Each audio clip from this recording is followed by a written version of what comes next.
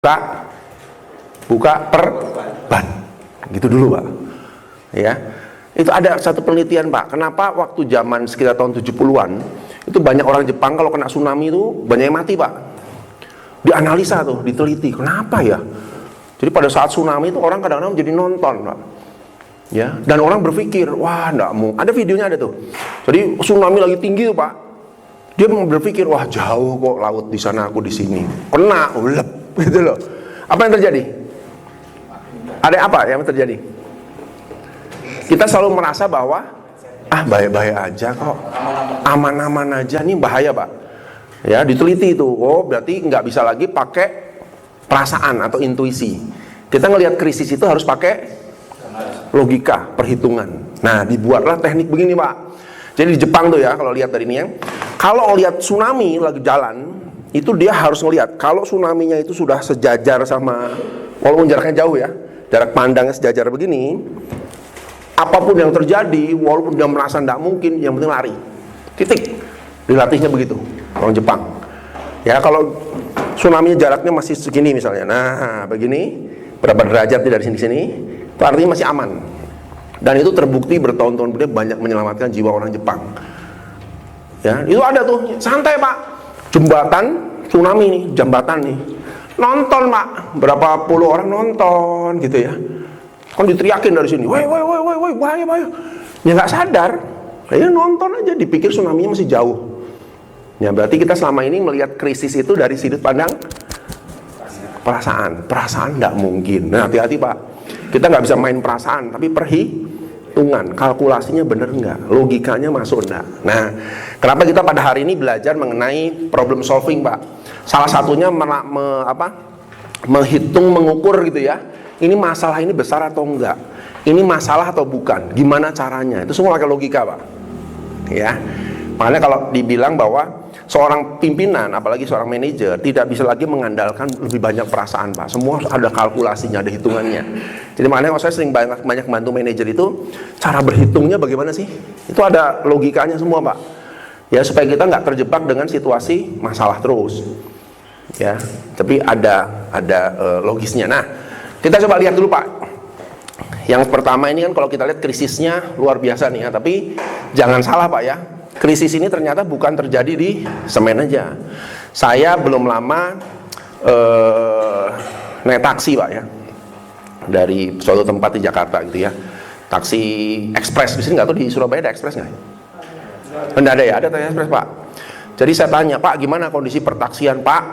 Kami itu dari satu pool 920 mobil, yang jalan cuma 6. Pool yang lain juga sama, dari ratusan. Akhirnya karena nggak bisa bayar, diambil sama perusahaan spare part. Itu tiap hari, Pak, kalau penagihan spare part nggak kebayar, ya sudah ambilan mobilnya 30 mobil, 20 mobil, karena udah kolaps gitu ya. Jadi bisa kebayang nggak sekarang?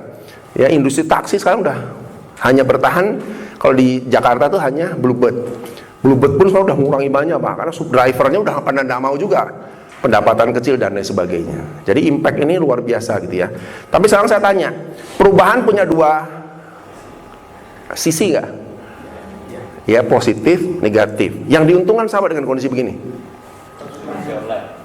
Taksi online. Ya, taksi online ini sih mungkin nggak terlalu ya, tapi yang diuntungkan paling besar. Nggak dari sisi jual menjual, Pak. Dari sisi penjualnya. Nah, perusahaannya, ya, kenapa sekarang berkembang medsos tuh karena dipacu oleh kebutuhannya udah di sana sekarang, gitu ya. Jadi ada dua sisi, Pak. Kayak contoh, ya, belum lama kan di berita juga terjadi dilematis ya. Kalau saya jadi presiden, dolar tak turunkan sampai 2000. Enak aja ngomong. Bagi importir seneng, bagi eksportir mati. Jadi makanya nggak sembarangan, Pak. Nggak dolar tinggi terus main turun saya naik, enggak, ada hitungannya. Kita ini banyak neraca perdagangan gimana? Kalau dieksportir, jangan diturunin. Semakin tinggi semakin untung, negara juga untung. Ya, kalau diturunin malah bermasalah. Tapi kalau importir,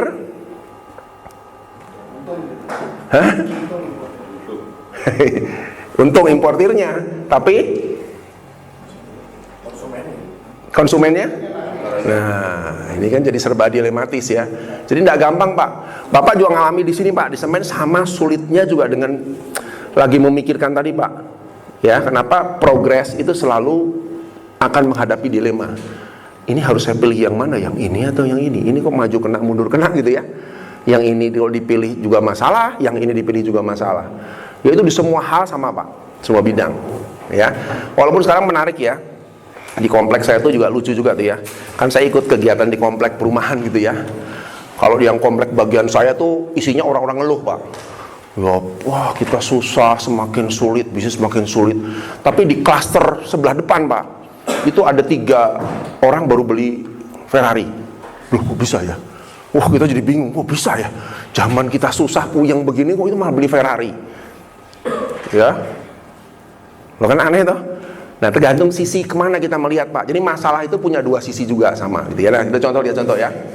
Nah tapi kita mulai dari awal dulu Pak. Kira-kira perbedaan negara maju dan berkembang dan terbelakang itu apa yang membuat beda Pak? Sumber daya alam? Jepang apa itu? Nggak ada. Malaysia? Nggak ada. Swiss? Nggak ada. Jadi jangan berpikir bahwa kita punya sumber daya itu pasti maju, belum tentu juga Pak. Ya, ternyata negara-negara yang nggak punya sumber daya juga bisa maju, gitu kan ya. Jumlah penduduk nggak pengaruh juga. Ya, Indonesia berapa? 300 juta ya. Singapura kecil tapi BDP-nya wah luar biasa. Ya kita, nah berarti jumlah penduduk nggak jadi pertimbangan bahwa ini maju atau enggak. Pendidikan. Nah ini Pak, ini yang kadang-kadang kita lupakan.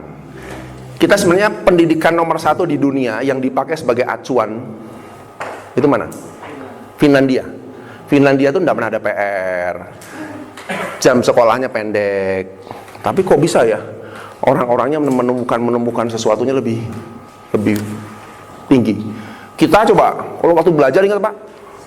Waduh luar biasa ya. Anak saya tuh sampai kena sakit ini Pak, gara-gara apa?